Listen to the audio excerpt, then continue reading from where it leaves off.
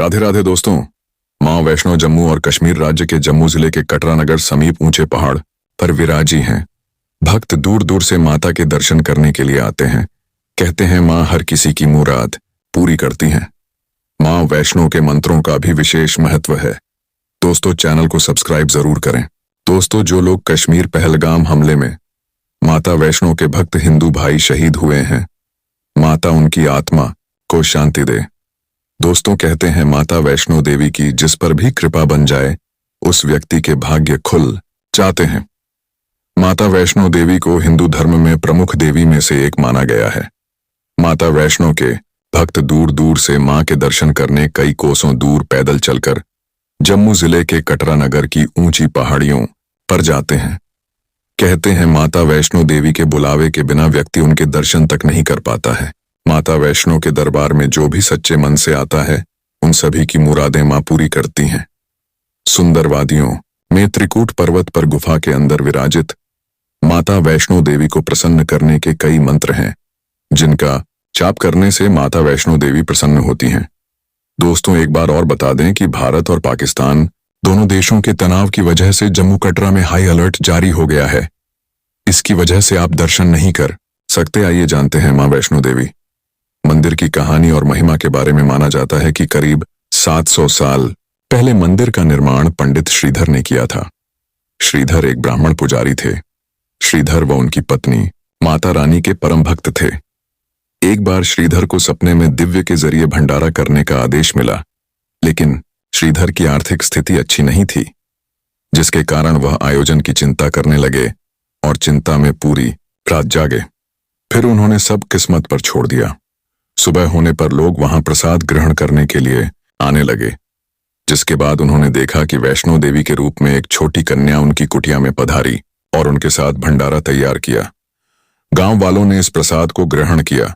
इस प्रसाद को ग्रहण करने के बाद लोगों को संतुष्टि मिली, लेकिन वहां मौजूद भैरवनाथ को नहीं।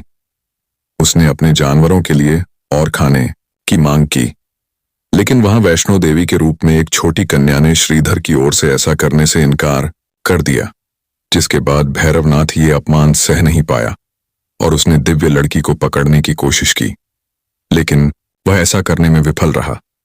लड़की गायब हो गई। इस घटना से श्रीधर को बहुत दुख हुआ।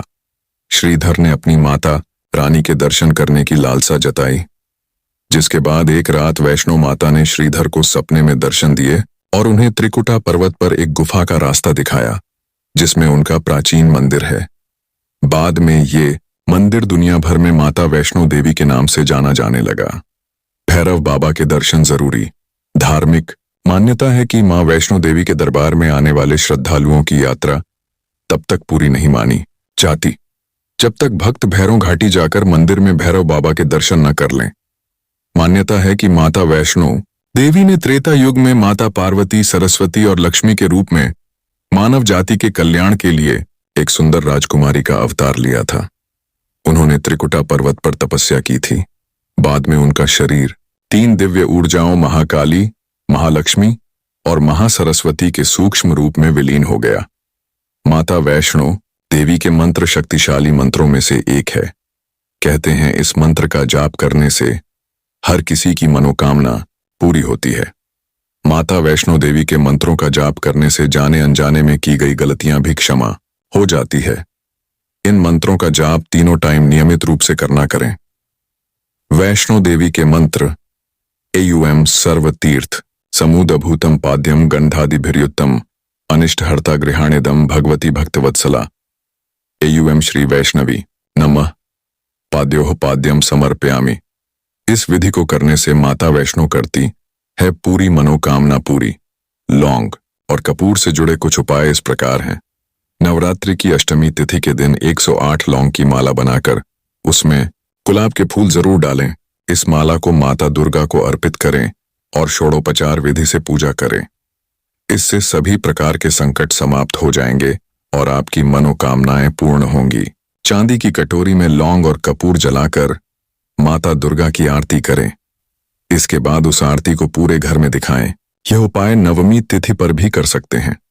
इससे घर की सभी नकारात्मक शक्तियां समाप्त हो जाएंगी। माता दुर्गा की कृपा से घर में सुख, समृद्धि और शांति का वास होगा। लौंग और कपूर के इन उपायों से न केवल घर में सकारात्मक ऊर्जा का प्रवाह होता है, बल्कि आर्थिक उन्नति भी होती है। इनका पालन करके आप माता दुर्गा की कृपा प्राप्त कर सकते हैं।